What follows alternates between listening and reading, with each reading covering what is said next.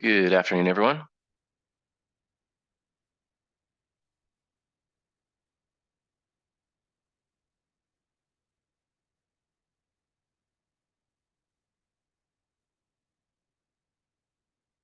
Got Will here today. Oh, good. We got a nice sized crowd rolling in here this Monday afternoon. Wonderful. Thanks everyone for joining. Trying to get all my questions up here. I'm gonna start putting these in. I don't see any of these individuals in yet. So go ahead, Bradley. What you got for us, sir? I'm gonna start posting all these questions in while Hey, you go ahead um, and ask me. Yeah, hey, I got you. What's up? so I have a flow execution extension data structure that I'm working with. Yep. And one of the processes, I want to be able to tell when a value was changed, who updated it, and Mm-hmm. when. Yep. How could I go about doing that? On the data type, you should be able to enable you should be to enable auditing. Okay, I can show you that in just one sure. quick second. Yeah, no worries. Man, we got a lot of questions here today. Wonderful. All right. If you look at your data type, so here's a case. I'll just edit this, but it should be the same. At the case level, looking at the top here, you should have a audit changes property. Okay. And the audit changes property adds data to the audit entity table. So if I were to create a case, add case test one, put some garbage in here. I then will get, if I were to look in system administration auditing, oh, I got to enable auditing, excuse me. So audit settings, edit, data auditing, enable auditing. Do I have to also select it here? That's kind of silly. Case test one. Okay, save. My apps, let's change this to hello world. I think that changes it. If not, we'll create a new one here. Auditing. It's been a little while since I actually got this turned on. And transaction. Let's go create a new one real quick.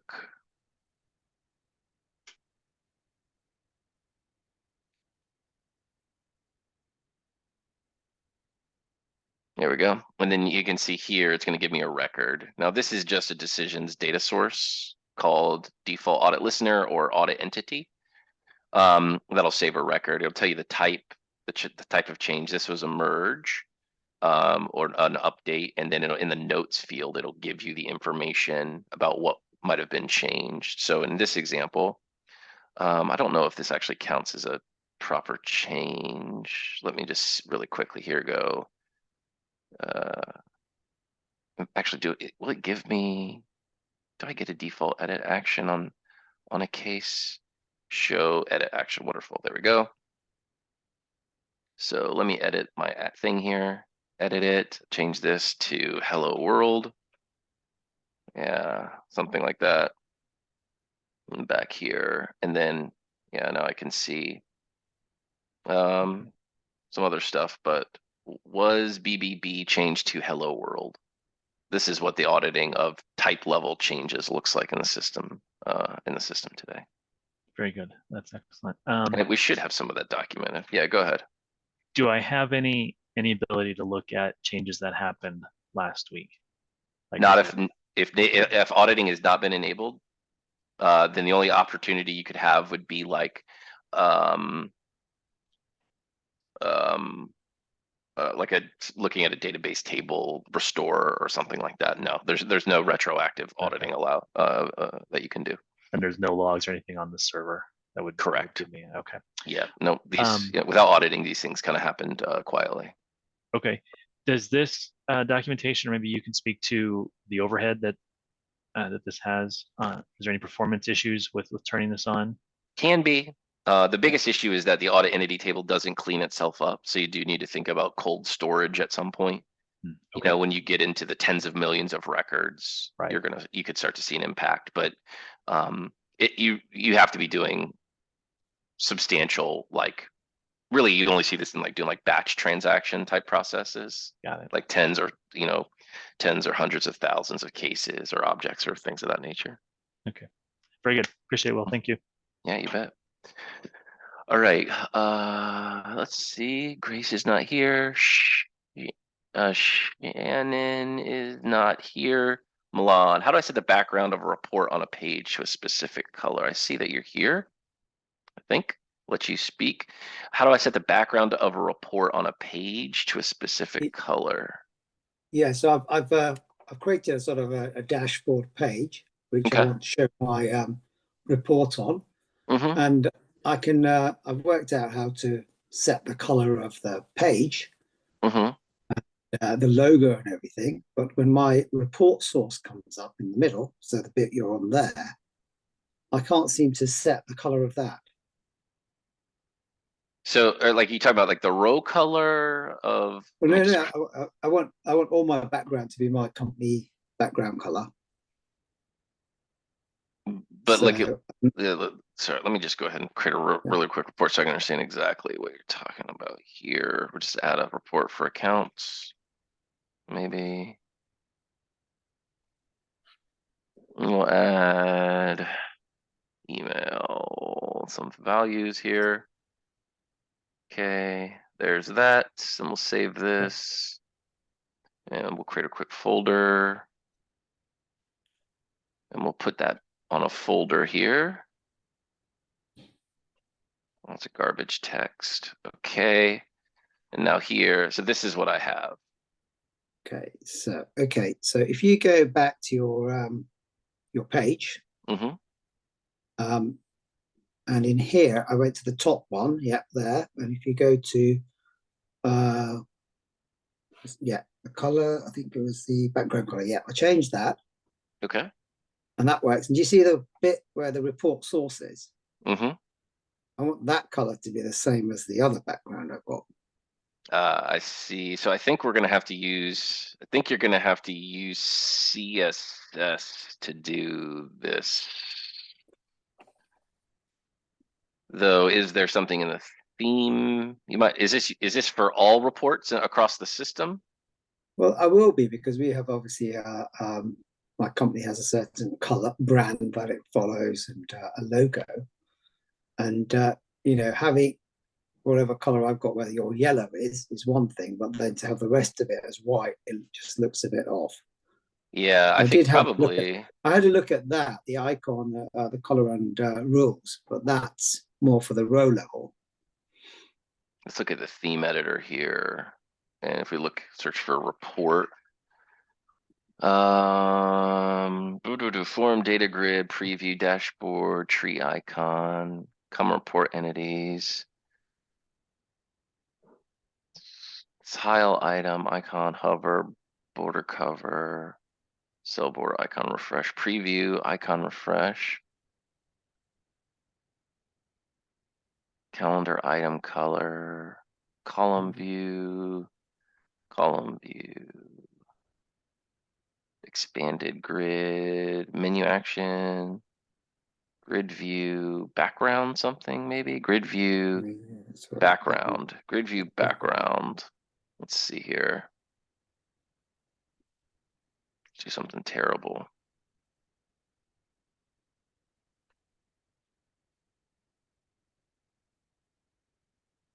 What I'm in is I came to the system folder, I right clicked and selected theme editor, edit theme. The theme editor is what controls the style of the portal. That's what I'm testing right now. Okay, we're compiling less files. In theme editor, was it? Correct, yeah. And what did you choose after that? Oh, you typed in report. Yeah. Theme. Now let's quickly see if that actually had any effect or not. Yeah. Nothing yet. So we can, I don't know the exact property. Let me just do a hard refresh. I wonder if some of this might be cached. No, not yet. I know one of those themes is going to control that. So maybe it's because does it make any difference? Dashboard report,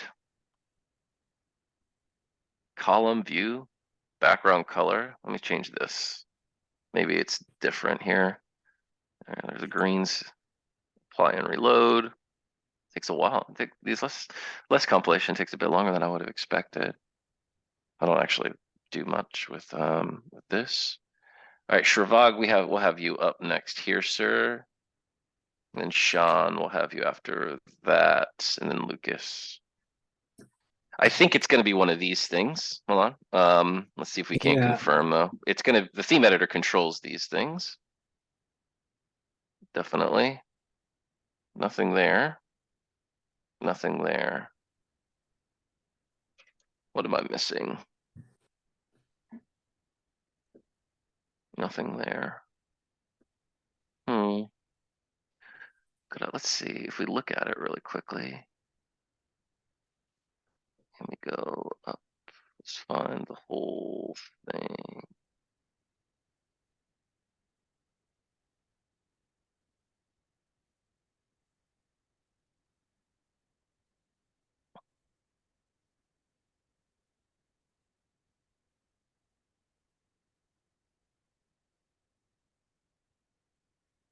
Mhm.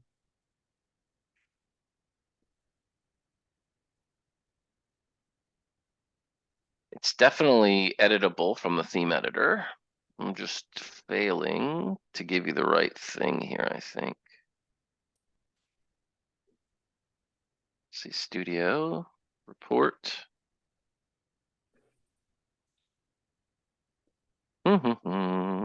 Dashboard, what's designer?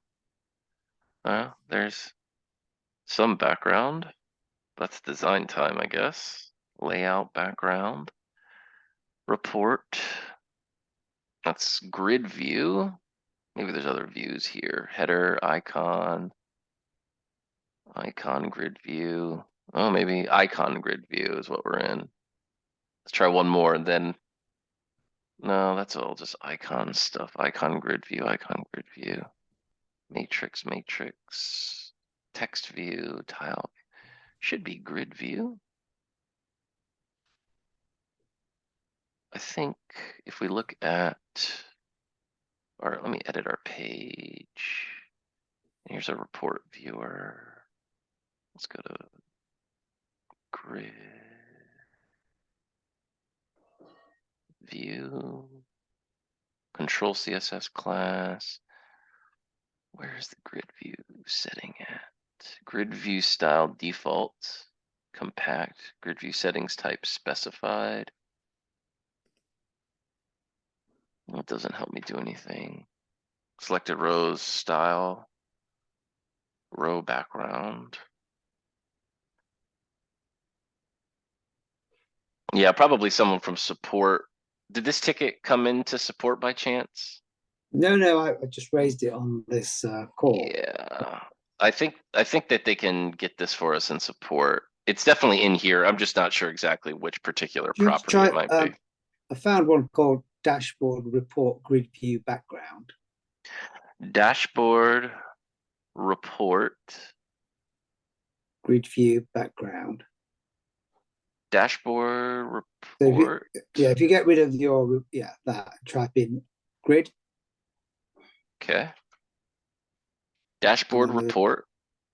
So Grid view that one background. there. Let's set Oh, that's that the one you as, changed, yeah, wasn't it? set that one.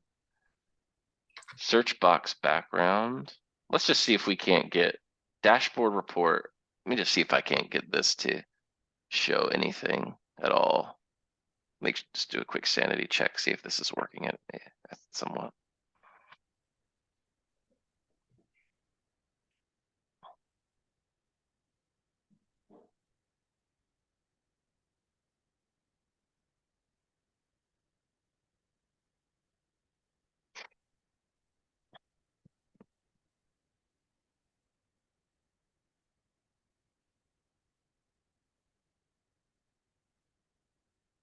Hmm.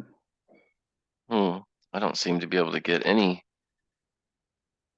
changes to work right now.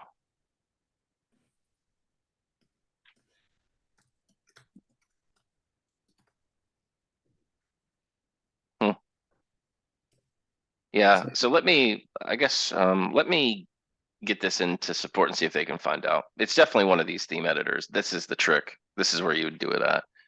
Worst case scenario, you could write some custom CSS and apply it to the report viewer as well. I wish I knew how to do that. So. Yeah, one of those two options will work here. I'm just not sure why we're not getting it here. But I can ask someone from support to follow up for you.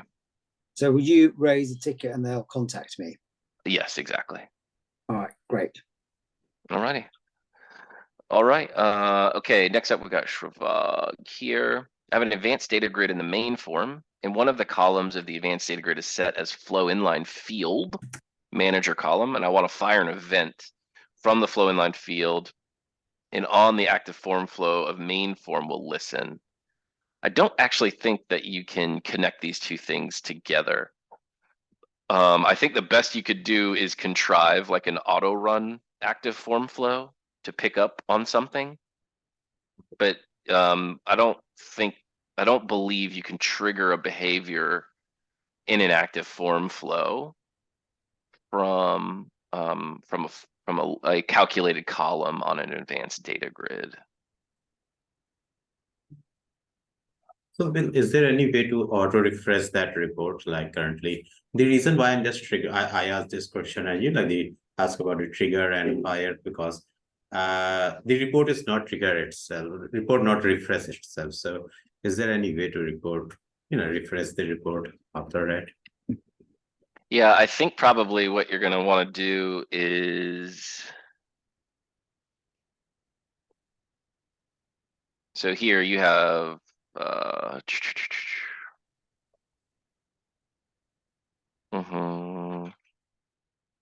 you've created you've got this, and then like here you've got like a run flow, like run flow inline field. It's right, and then you pick a particular flow to run. We'll just create, yeah, a new one here. That's fine. It won't do anything.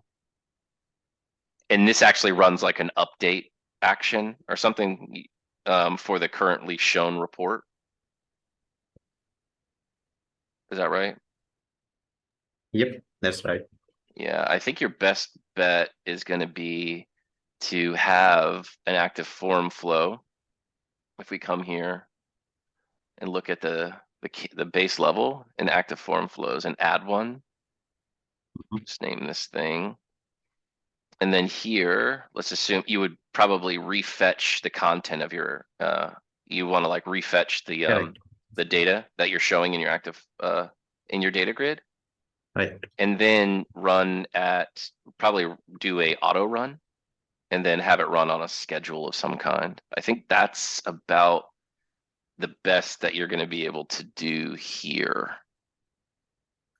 You So can have this it run auto run every, is sorry, Bill. So this auto run is keep running that like after 5 seconds, 10 seconds. Isn't that making the performance like slower or something like that? Like keep running that? Yeah, I mean, it would have performance impact. Yes.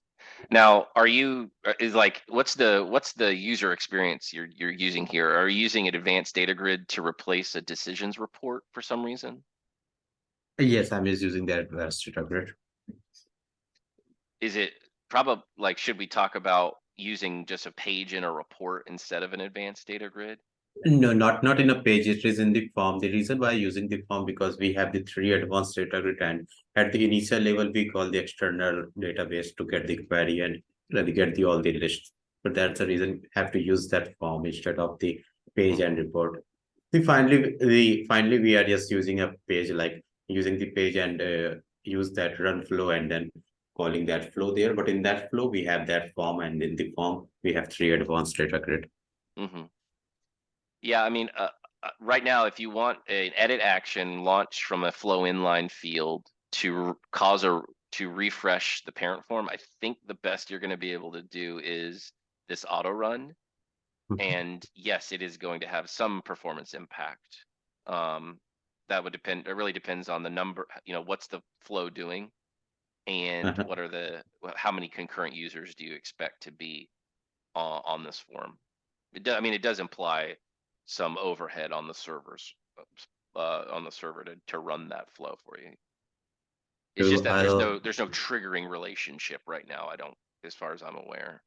In fact, you'll see right now there's no trigger showing up at all here for us, even with an advanced. Let's see, preview. Let's not do preview. We could do what's the type? Not info, but say output select. all, single select. Okay. Yeah. We'll just do this. Let's go back to our active form flow. Right now, it just gives us a selection changed. Yep. That's the only trigger. So there would need to do exactly what you're asking is probably going to be a feature request enhancement for the ability to cause the clicking into a calculated column to trigger a refresh.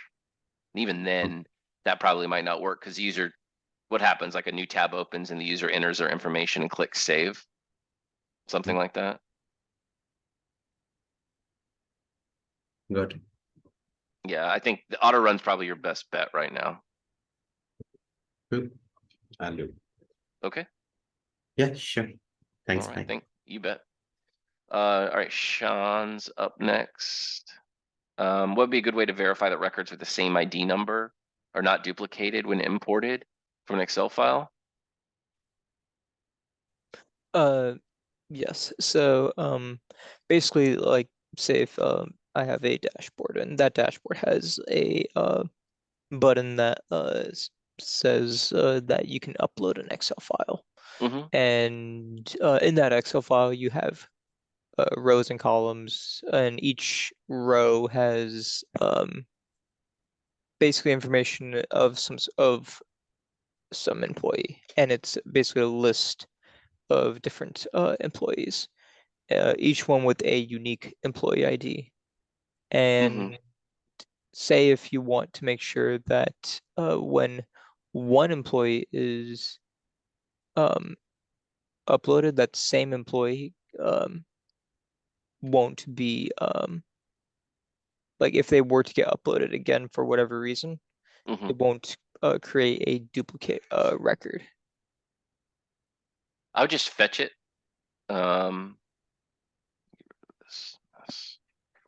I would just fetch it. Like, so in the flow, use a fetch entity step when you're importing, right? And then use a fetch entity step, set it to your type, apply your the criteria, and then only do the import on the no results path. And on the results path, just loop back to whatever step it is that you're using to iterate through that CSV file. So I'm sorry, wait. Say that one more time. So let's assume like you're checking a decisions account, right? And you're importing something, right? And you want to make sure you don't import someone with the same with an email address that already exists. Right. And so let's say, just say you had a file, this is just fake data, and then you were for eaching, right? So you're for eaching some collection, right? And then here, like on no results, you add a record, right? And you go back to the next one. But if you find a result, you just skip it and go here. Some kind of design like this. So loop through your CSV file, right? There's like steps like for each Excel CSV that might help here. And then before you actually do your import, like your actual save or update, use a fetch entity step, which handily gives you results and no results paths. And then you can check to see if that record already exists or not. And if it does exist and you want to ignore it, go back. If it does exist and you want to update it and go back. And if it doesn't exist, then create it and then go back. So in the fetch entity step, if you click on that one more time, for the type name, that what would go there would just be the actual your data type name, data type. whatever. Okay. And then you can create fetch criteria here. And these allow you to specify what fields to search on, and then you pass the values in here to check those particular values. Okay, so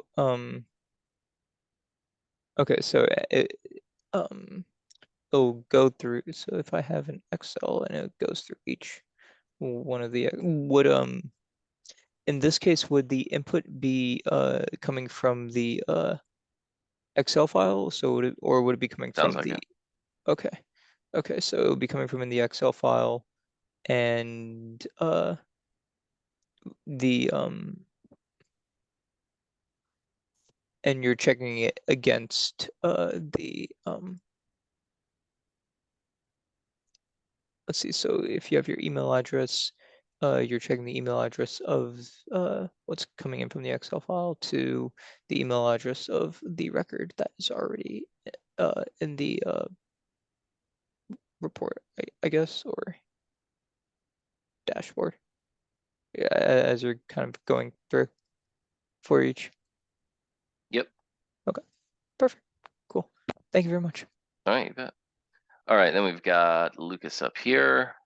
For truth tables with custom outputs, can you make an output field dynamic so you can return some of the input data? Yeah. Yes. Yeah, you can. Let's look, create a quick truth table here.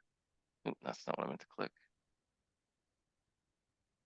What am I doing? Create rule, create truth table, create.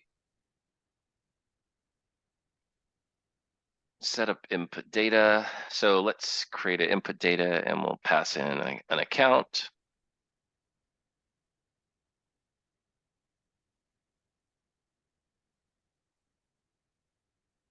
And say account.email address. Right, and then we'll just say starts with whatever.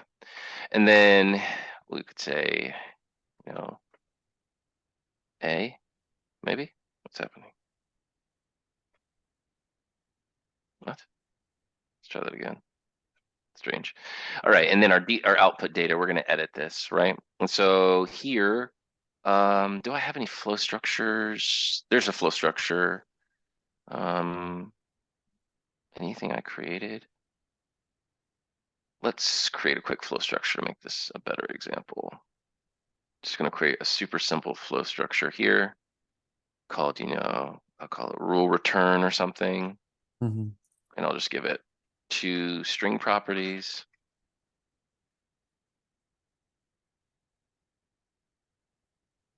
And then I'll come back to my truth table.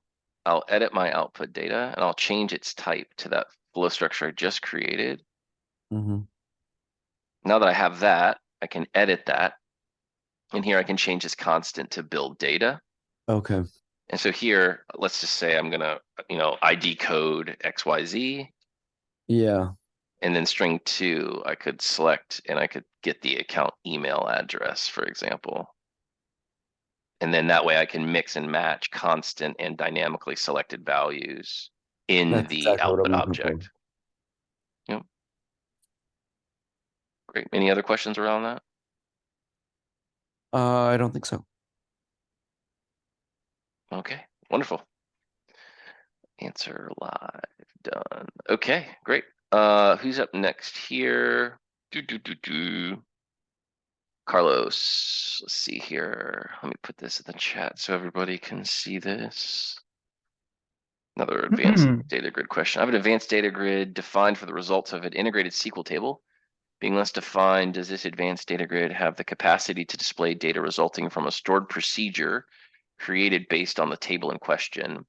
My problem is that the set control value step seems to only be expecting the data type/structure of the table. And regardless of whether the resulting records have the same field structure, it's not recognizing the resulting array as the data type. What's the relationship to do you have a query integration and you also have a stored procedure here? I'm not sure how I understand how they relate. In my case, I have a complex routine about which results I did from the table. Then for that, for simple results, I use fetch entities defined by each one of the columns I need. But for the complex search, I need to use a store procedure. Then this store procedure has to be called in the flow in the team form. But when I call the store procedure and I want to to put the information on the advanced data grid, the step set control value that does not accept the structure of I see. Of the store procedure. I don't know how to convert it. Yeah, I think the step you're going to want to find here is probably a list mapping step. Okay. And I'll use a very simple example. But let's find list mapping somewhere. And let's assume I have, and so with a list mapping step, you pick your output type. I'll just do that rule return type I just created here, right? And let's assume I have a fetch entities. Let's assume I have some data. I'm just going to use an account here. And I'm going to fetch all the accounts. And what I'm going to do is convert the account list into a rule return list. So come here, select from flow, entity results. I'll pass that in. Now what this step gives me is a custom editor here on this link at the top, show item mapping editor. If I edit that, I can come here and I can do build data. And I can come here and I can expand input. You'll see input is a single account that matches to the input type I defined, right? And the and then the output type, you'll see rule return, it's a single item. And so what this is doing is looping the list for you. So let's assume email, addressing created by, or the fields. This is your stored procedure, right? This is your stored procedure input, and this is the output type for the type created for your query step, right? And then when this flow runs, what would happen is if we looked at input output data, or we'd have an array of accounts come in, right? And then we would have, you'd have your stored procedure data and then mapped to your, you do the type conversion from your stored procedure type to your query type, because Decisions views those as being separate data types. Okay, it's clear. Does that make sense? Yes. Okay, I have to great. try, but I think it's clear. Thank you. Yeah, it's just like the tricky part here is just understanding that in here you take there's each of these is like a single thing, and it's looping for you. It's going to loop through the whole input collection and do whatever mapping you defined against the output collection. So yes, very clear. Thank you. okay. All right, answer live, done. Anybody, did I miss any questions? Shannon, I'm looking to boost my knowledge on how I can utilize Decisions. Probably need more than that to help. And Grace had a question. Had a quick question about process folders. Normally in our applications, once the request has completed the workflow, the process manually ends, and then the folder is set to complete. Is there a way I can do this outside of the main workflow? Yes, there is. There's probably a couple options available here. There's options to complete assignments automatically. So I think if I search for complete assignments, I can find the completing assignments using API. Did we update this with the new step? Let's see, it's hard to tell. There's this step. Now, you can complete assignments. Usually in a process folder, you have an assignment, and that assignment will stay alive until it's completed by a user.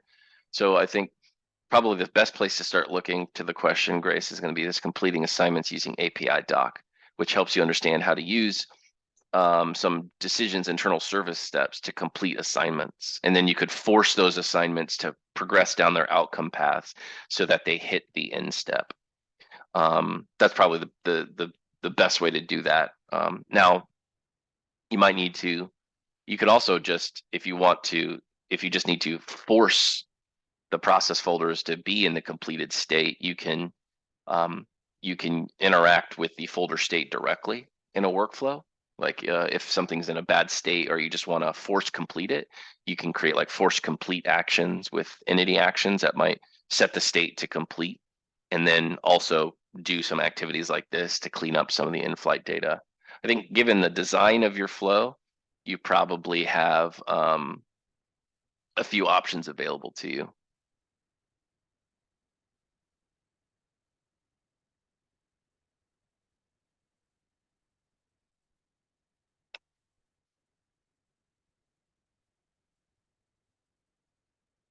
Now let me just check something.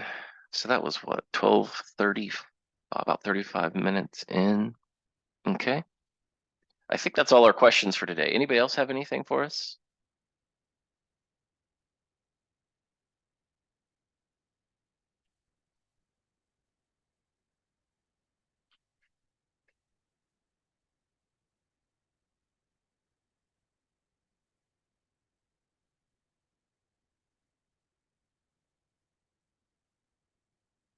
No?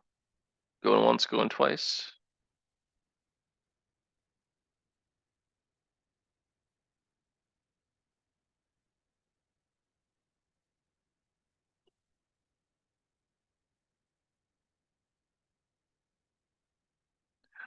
Okay, great. Thanks, everybody.